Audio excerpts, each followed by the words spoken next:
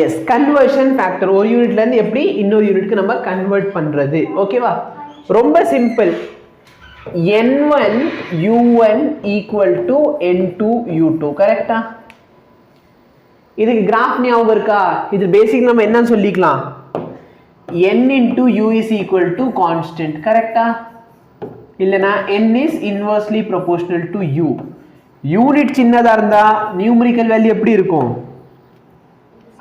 அதிகமாக இருக்கும் கரெக்ட்டா ஃபார் எக்ஸாம்பிள் என்னோட weight வந்து ஃபார் எக்ஸாம்பிள் 100 கிலோன்னு எடுத்துக்குவோமே என்னோட weight actually weight கிடையாது என்னோட mass தான் 100 கிலோ weight 100 கிலோ கிடையாது என்னோட mass எவ்வளோ 100 கிலோ இதே நான் வந்து இத கிராம்க்கு மாத்துனா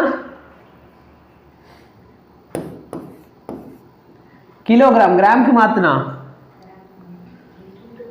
into 1000 கரெக்ட்டா இப்ப நல்லா பாரு எது பெரிய யூனிட் கிலோகிராம் பெரிய யூனிட்டா கிராம் பெரிய யூனிட்டா கிலோகிராம் அப்ப யூனிட் பெருசா இருந்தா இந்த வேல்யூ சின்னதா இருக்கும் யூனிட் சின்னதா இருந்துச்சுனா இந்த வேல்யூ பெருசாயிரும் புரியுதா அப்ப ஏதோ ஒரு வருஷத்துல எய்ம்ஸ்ல வந்து கேட்டிருந்த ஒரு क्वेश्चन என்னது உன்னோட n க்கும் u க்கும் இருக்க கிராஃப் வரையணும் n க்கும் u க்கும் கிராஃப் எப்படி வரும் இன்வெர்ஸ்லி ப்ரொபோர்ஷனல் இப்படியா இது கரெக்ட்டா இல்ல இது என்ன கிராஃப்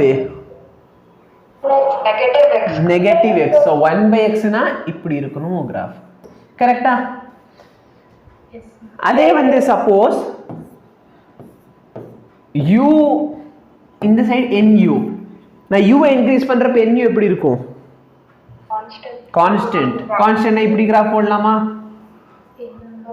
இது என்ன கிராஃப் இது இன்கிரீசிங் கிராஃப் கான்ஸ்டன்ட் எப்படி இருக்கணும் a line parallel to the x axis correct yes very good if the unit of length is 4 meter length oda unit evlo 4 meter mass evlo 4 kg time evlo 2 second appo 1 joule oda value enna basically 1 joule energy நம்ம என்ன use பண்ணிக்கலாம் n1 u1 equal to n2 u2 கரெக்ட்டா எனர்ஜியோட dimension என்ன m l square t power minus 2 very good n1 1 joule அப்ப 1 ன்னு எழுதிக்கலாமா நம்மளோட standard யூனிட்ல joule எப்படி சார் எழுதுவீங்க நீங்க kg metre square second square ரெண்டாவது யூனிட்ல n2 இந்த இடத்துல நம்ம லெந்த் எவ்வளவு சார் 4 kg யா கரெக்ட்டா லெந்த் எவ்வளோ அப்ப 4 ஸ்கொயர் டிவைடட் பை டைம் எவ்வளோ 2 ஸ்கொயர் நல்லா பாரு இந்த 2 ஸ்கொயர் இந்த 4 கேன்சல் ஆயிருமா இது மொத்தம் என்னது இதான் ஜூல் அப்ப 1 joule equal to 16 n2 n2 ஓட வேல்யூ சோ இந்த இடத்துல பார்த்தா kg metre square per second square n2 ஓட வேல்யூ என்ன கிடைக்குது 1/16 கரெக்ட்டா ஓகே இந்த question if unit of length is x meter unit of length எவ்வளோ x meter then find the value of 8 meter cube in this system நல்லா பாரு unit of length எவ்வளோ x metre இதான் என்னது unit of length okay then find the value அப்ப நான் என்ன எழுதிக்கலாம் n1 u1 equal to n2 u2 n1 வந்து எவ்வளோ let me say 8 metre cube ரெண்டாவது யூனிட்ல n2 எவ்வளோ some x மீட்டர் கரெக்ட்டா அப்ப எனக்கு வால்யூம் என்ன பண்ண போறேன் பேசிக்கலி இதை கியூப் பண்ணிடுவேனா புரியுதா பட் கவலைப்படாத இந்த அளவுக்கு क्वेश्चन கேட்டது கிடையாது சரியா அப்ப n2 ஓட வேல்யூ என்ன கிடைக்குது எனக்கு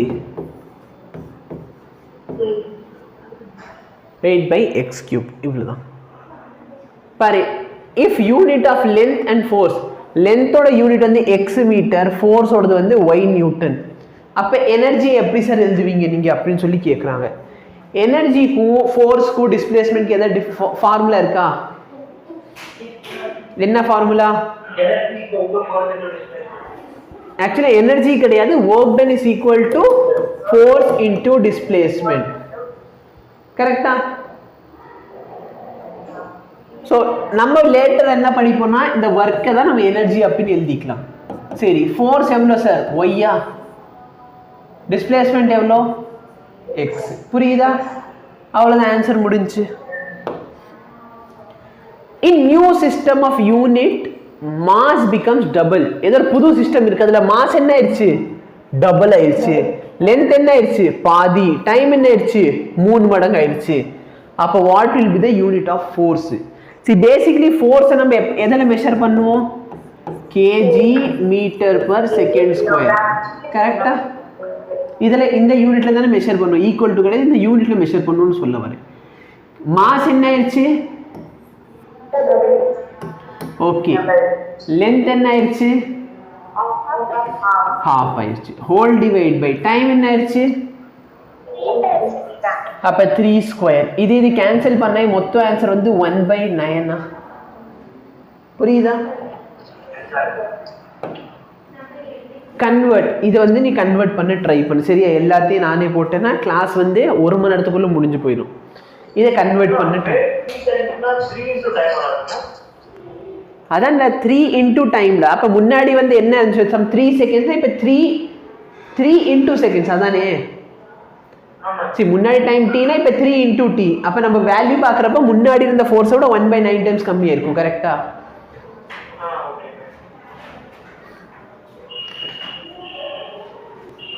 புரியுதா? இந்த கொஸ்டின் ட்ரை பண்ணு.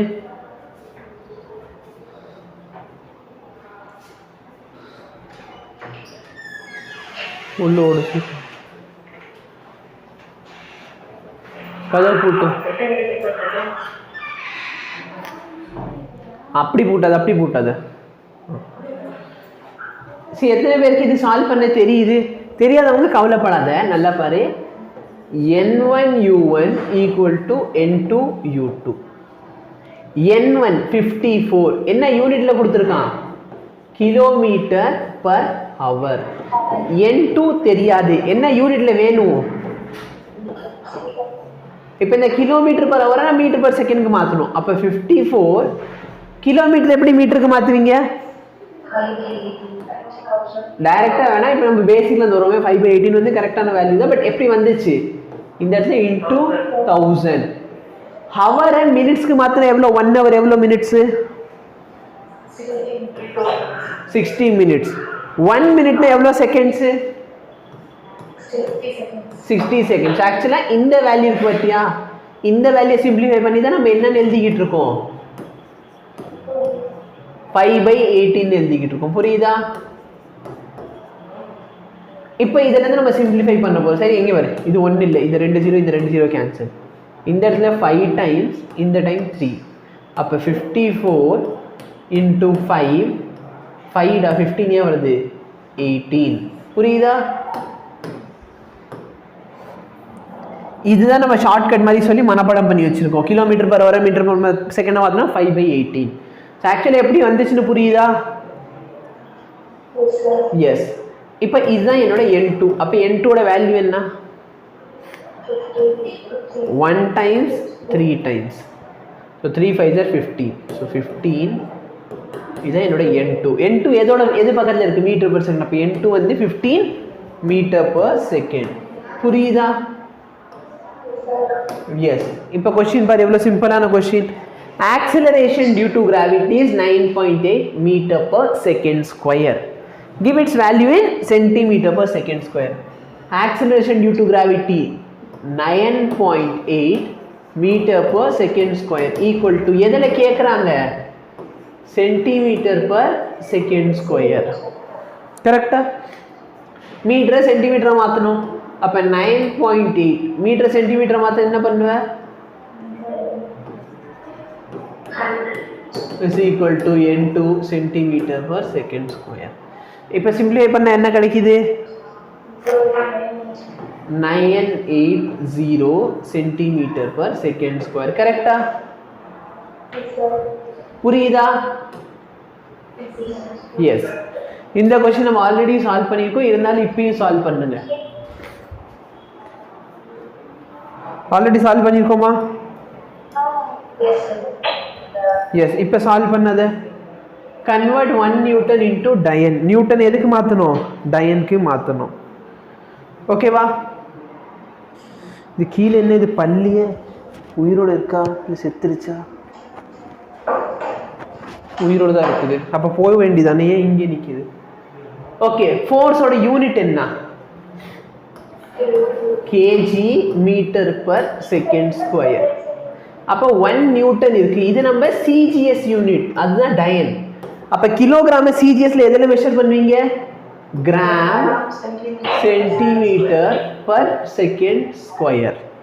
அப்போ 1 கிலோகிராம கிராமுக்கு மாத்தினா என்ன பண்ணணும்? 1000 ஆல மல்டிப்ளை பண்றேன் இன்டூ மீட்டரை சென்டிமீட்டரை மாத்தணும்னா 100. அப்ப kg metre per second square. கரெக்டா? ஐ எம் சாரி, இது கேஜி எப்படி வரும்? இது வந்து என்னது? Gram per centimetre square. Gram centimetre per second square.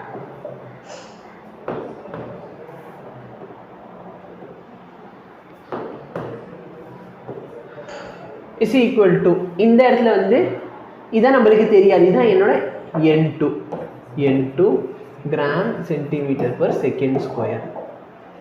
அப்போ இதை சிம்பிளிஃபை பண்ணால் என்ன சார் கிடைக்குது? 10 பவர் 5. இந்த gram centimetre per second square தான் என்னது? டயன். இது எதுலேருந்து உருவாக்கணும்? நம்ம இதிலிருந்து கொண்டு வந்தோம். இதுதான் என்னது? 1 நியூட்டன். அப்போ இந்த வேல்யூலாம் நீ வேணும்னா மனப்பாடம் பண்ணி வச்சுக்கோ. 1 newton equal to 10 power 5 dyne. Any difficulty? இப்போ இந்த கொஸ்டின்ஸ் ட்ரை பண்ணு.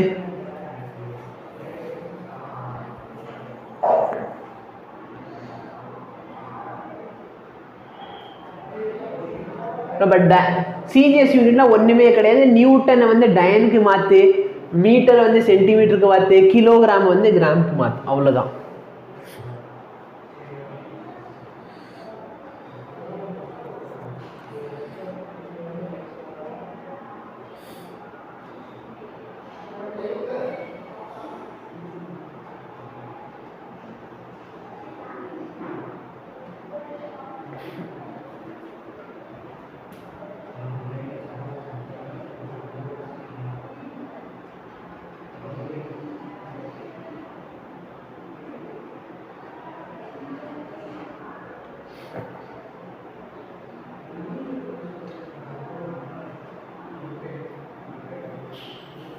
ஆன்சர் வந்துருச்சா? ஓகே, நல்லா பாரு. 6.67 into 10 power minus 11 newton metre square kg square. இதை நான் எதுக்கு கன்வெர்ட் பண்ண போறேன்? நியூட்டன் வந்து டயன், மீட்டர் வந்து கேஜியை வந்து வெரி குட். இப்போ நல்லா பாரு. 6.67 into 10 power minus 11. நியூட்டன் டயன்ல எழுதுனா எவ்வளோ sir? 10 to the power of 5 டயனா. மீட்டர் சென்டிமீட்டருக்கு மாத்தினா 100. 10 power 2 னு எழுதலாமா?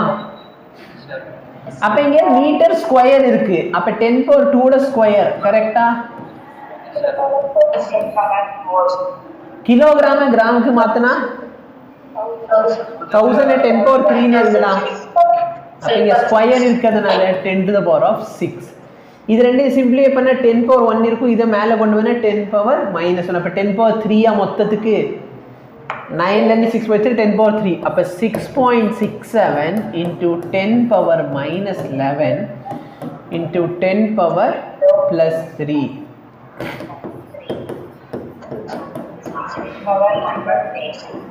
Dyne centimetre square gram square. புரியுதா?